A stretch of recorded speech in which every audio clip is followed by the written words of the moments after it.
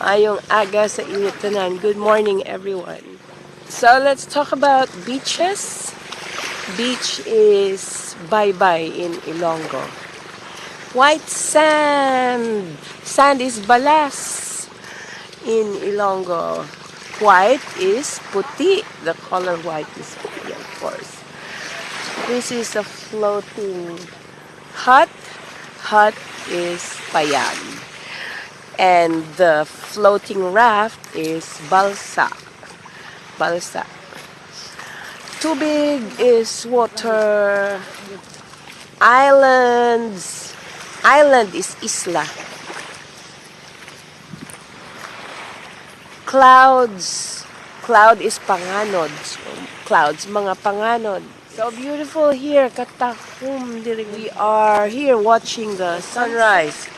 Near Danhugan. Danhugan is the island right behind me, and the beach resort beside that is Punta Bulata.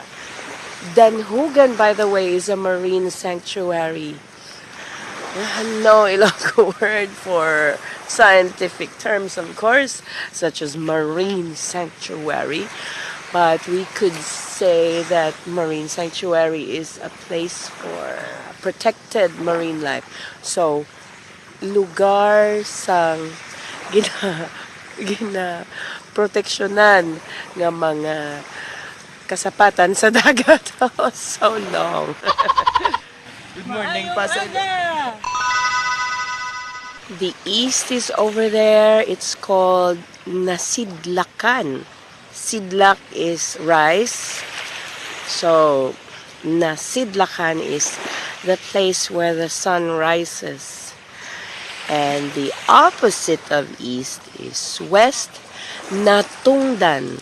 Tunod means to go down. The sun going down. So Natungdan is the place where the sun goes down. In between that, I believe this is north. Morning!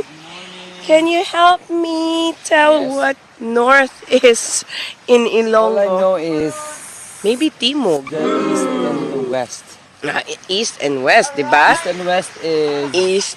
Ilaya and Ilawod. Sidlangan, or we say Ilaya.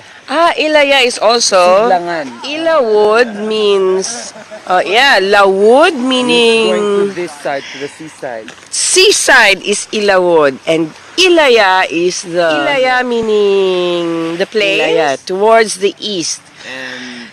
And so Ilawod. eastward. Ilaya is eastward. Yes. Ilawod is The westward. westward. Yes. So direction it's a direction going towards that direction. Hilaga, north is Hilaga. Yes, north is Hilaga, not Nilaga. And south is over there. Timog. That does it. The north wind is Habagat. Habagat. And south wind is Amihan. Okay. A pump boat, Baroto. Balod is wave. Waves is mga balod. Wait. Now that the sun has really risen, I think east is right behind me, behind those trees. So eastward is really Ilaya. East is Nasidlakan. So that's Ilawod, westward or towards the sea. And that's Natungdan. This is Hilaga, north, and this is south.